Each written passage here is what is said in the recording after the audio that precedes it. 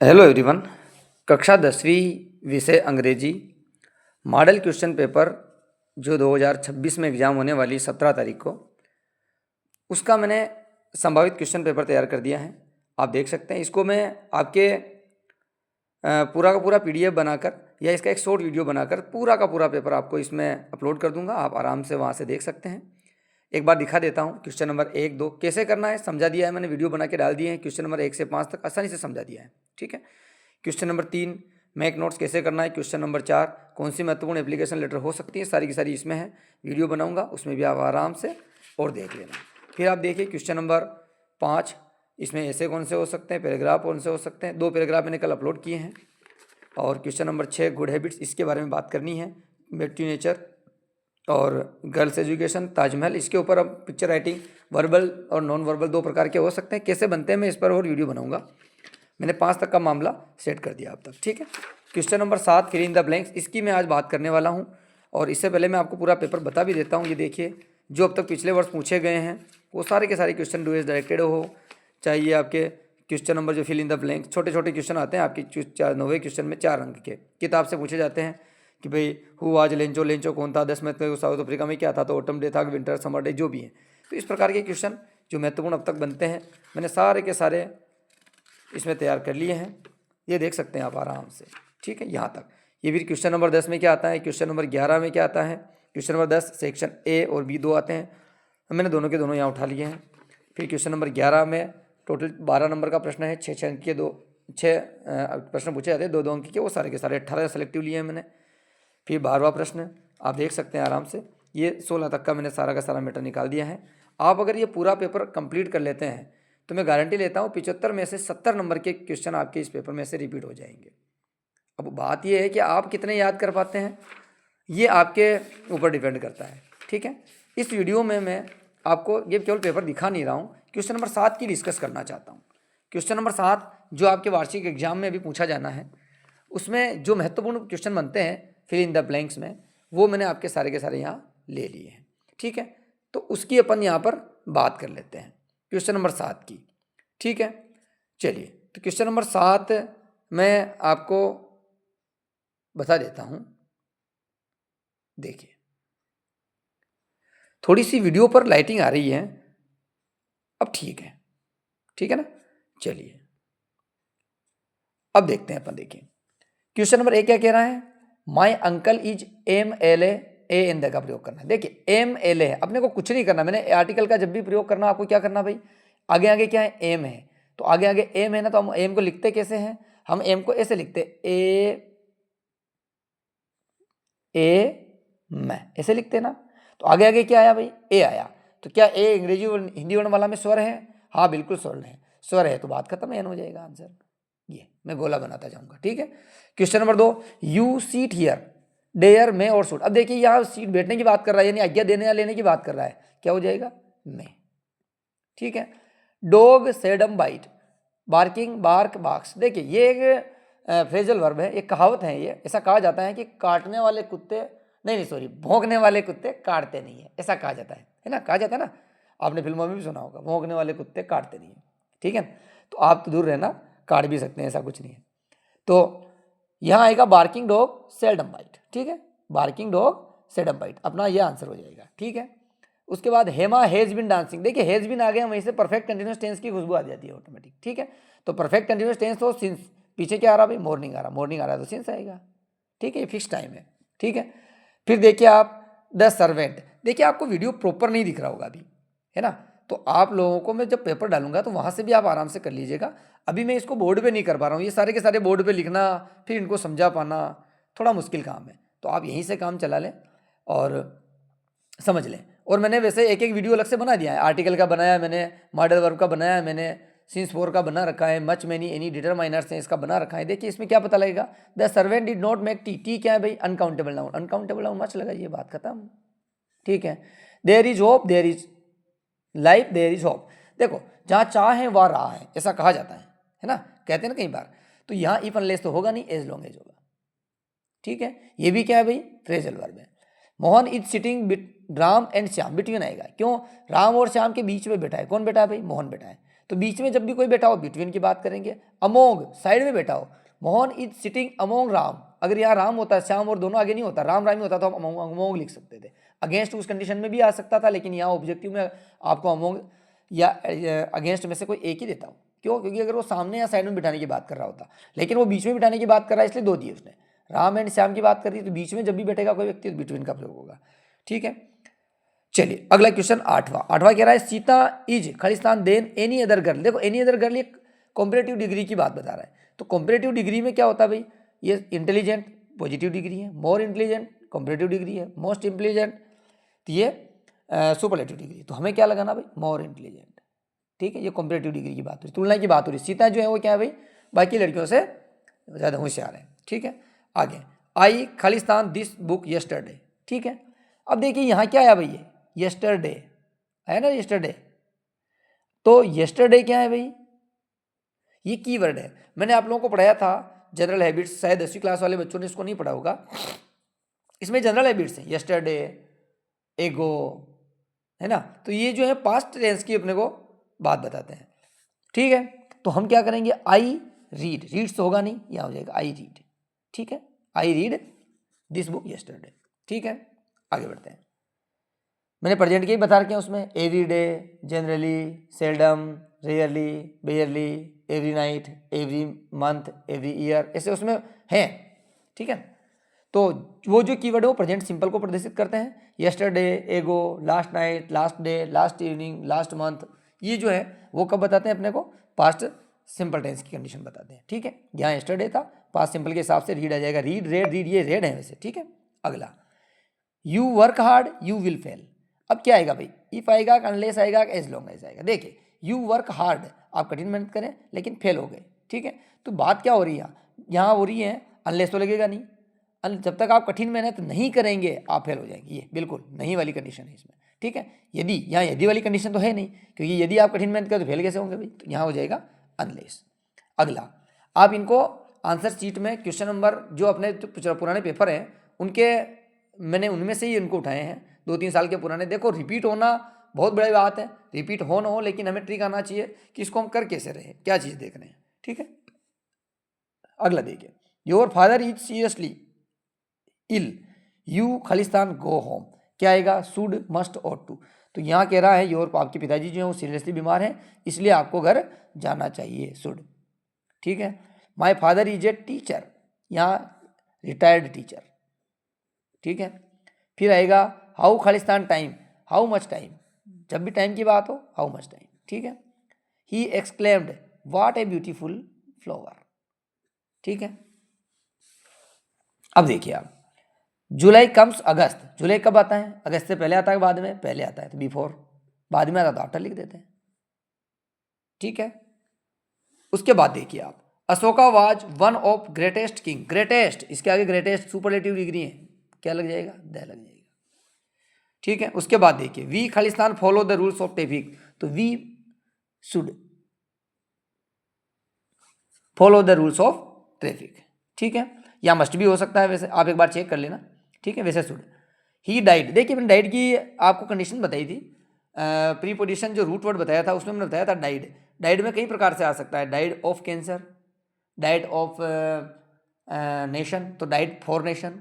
ठीक है, तो ये इस प्रकार से फॉर कब लगाएंगे, जब देश के लिए मर गया हो, बीमारी से मर गया तो ऑफ लगा देंगे, ये ऑफ आ गया इसमें। ठीक है, उसके बाद देखिए, रितु हैज मैनी फ्रेंड, देखो फ्रेंड्स जो है ना, ये फ्रेंड्स काउंटेबल नाउन है तो मैं नहीं आ जाएगा। ठीक है, उसके बाद देखिए, सी सॉन्ग, तो सी के बाद सॉन्ग, देखो सी के बाद सिंगिंग तो आ नहीं सकता है, इसके आगे हेल्पिंग वर्ब की जरूरत पड़ती है कंटिन्यूस टेंस में। सिंग्स बिल्कुल हो सकता है, संग हो नहीं सकता, ये भी थर्ड फॉर्म है, और थर्ड फॉर्म है तो स्वाभाविक सी बात है कि परफेक्ट टेंस में होता है, तो परफेक्ट टेंस में भी हेल्पिंग वर्ब लगता है, तो हम क्या लगाएंगे भाई, सिंग्स लगाएंगे। ठीक है, you like long, can you, मैं यू लाइक नहीं है यहाँ पे, लीव है, यहाँ पे गलत छप गया है, यहाँ पे यहाँ है लीव, मैं यू लिव लॉन्ग, इस प्रकार से। ठीक है, फिर कहना है वी खालिस्तान टू, देखो टू पहले आ गया तो ओट लग जाएगा, ओट टू, ये ओट टू हमेशा साथ रहता है, यहाँ आया था अभी ओट, कहाँ आया था, यहाँ देखिए ये ओट। ठीक है, तो ये ओट क्या होता है भाई, यहाँ टू आ गया तो ओट लगा दिया सीधा, ought to, we ought to serve our nation. ठीक है, फिर आप देखिए अगला अपना जो क्वेश्चन है, question number 23, I come in classroom sir, तो मैं आई कम इन सर ऐसे ही बोलते हैं आप हमेशा, तो मैं ये लग जाएगा, इसमें कोई दिक्कत ही नहीं है। दे खालिस्तान फुटबॉल इन द इवनिंग, तो दे देखो प्ले, प्लेस तो लगेगा नहीं, प्लेइंग में हेल्पिंग वर्ब लगती है तो प्ले, ठीक है। They play football in the evening. I have been आ गया तो सिंस लगाइए, किसी क्या है मंडे है, मंडे है तो सिंस लगाइए, ठीक है। सिंस हम तब लगाते हैं जब टाइम फिक्स हो, मंडे फिक्स टाइम है, लेकिन ऐसा होता है कि मैं 2 दिन से खेल रहा हूं, तो ऐसा अगर होता है, देखो दे हैव बीन हियर, वो यहाँ 2 दिन से है, तो यहाँ पर 4 लगाते हैं अपन, ठीक है। सिंस 4 का प्रयोग टेंस में आपने सीखा होगा, नहीं तो ये सिंस लगेगा यहाँ पे, ठीक है। I am afraid, afraid of dog होता है, अफ्राइड ऑफ डेथ होता है, अफ्राइड ऑन नहीं होता, देखो ऑफ, अफ्राइड के बाद भी हमेशा ऑफ लगाते हैं, जैसे मैंने अभी पिछले डाइड ऑफ था ना वैसे ही, ठीक है। फिर देखिए look you leap, look you leap, look before you leave, क्या मतलब होता है लुक बिफोर यू लीव का मतलब? लुक बिफोर यू लीव का मतलब होता है बोलने से पहले देखिए या कोई कार्य करने से पहले उस पर विचार करिए, कूदने से पहले झांकिए, ऐसा भी कह सकते हैं, बोलने से पहले सोचिए, ऐसा भी कह सकते हैं, ठीक है। तो वो कंडीशन ये कह रहा है आप जो भी बोल रहे हो उसका भी एक बार मंथन कर लें कि हम क्या बोल रहे हैं, किसको बोल रहे हैं, ठीक है। बोलने के बाद तो कुछ नहीं हो सकता ना, वो शब्द आप कभी भी वापस तो नहीं ले सकते, ठीक है। इसलिए इसका मतलब है लुक बिफोर यू लीप, ठीक है, ऐसा कह सकते हैं। कूदने से पहले झांकिए, छलांग लगाने से पहले देखिए, ऐसा भी कह सकते हैं इसको, ठीक है। He has Khalistan 1 rupee note, one में आगे आगे क्या आया भाई, वह आया, वह आया तो क्या हो सकता है, दे तो हो नहीं सकता, 1 रुपये के नोट तो बहुत हो सकते हैं, एन आएगा नहीं तो ए आ जाएगा फिर, ठीक। रीता हैज फ्रेंड्स, फ्रेंड्स तो मैनी फ्रेंड्स, अभी पहले भी आया था, रितु आया था, अब यहाँ रीता आ गया, ठीक है। फिर सुमन हैड बिन स्लीपिंग 2 PM, देखो 2 PM फिक्स टाइम है, ये ध्यान रखना आप, अगर 2 आवर्स होता तो उसका मतलब है कि 2 घंटे फिक्स नहीं है कितने बजे से कितने बजे, लेकिन ये 2 बजे की बात कर रहा है, इसलिए यहाँ पे क्या आएगा सिंस, ठीक है। फिर कह रहा है the child jumped into the river, jump की कंडीशन में इनटू, ये ध्यान रखना आप, ठीक है। लेकिन अगर यहां होता है कि बिल्ली जो है चूहे के ऊपर कूदी तो इनटू नहीं आएगा, फिर वो क्या आएगा अप टू, ठीक है। क्यों? क्योंकि वो बिल्ली जो है वो कूद तो रही है लेकिन चूहे के ऊपर कूद रही है, पानी के अंदर नहीं जा रही, वो चूहे के अंदर तो नहीं जा रही ना, ऊपर ही जा रही ना, तो अप टू, फिर ठीक है, इनटू के स्थान पे वहां क्या होगा फिर अप टू हो जाएगा, ठीक है। इसमें थोड़ा सा आपको देखने में दिक्कत आएगी क्योंकि ये जो मैं वीडियो बना रहा हूँ ना, ये मैं सीधा पेपर पे ही समझा रहा हूँ आपको, हालांकि मैंने हर एक जो अलग अलग समझाया आपको, प्रीपोजिशन, कंजक्शन, डिटरमाइनर्स, तो वहाँ से भी आप इसको देख सकते हैं, लेकिन आपके ये कोर्स के अकॉर्डिंग मैंने सारे के सारे एक साथ ले रखे हैं, तो वो मैं यहाँ समझा रहा हूँ, आप इस वीडियो को देख देख के बार बार कर सकते हैं। और इस सेटिंग में जाके अब आप जब ये वीडियो देखते हो तो आप कोने पे देखना, सेटिंग के पास में एक ब्रैकेट में डबल सी लिखा हुआ दिख रहा होगा आपको, उस डबल सी को क्लिक कर देना आप। तो जैसे आप उस डबल सी को क्लिक करेंगे, क्लिक करने पर जो मैं बोल रहा हूँ वो सारा का सारा नीचे छपने लग जाएगा ऑटोमेटिक।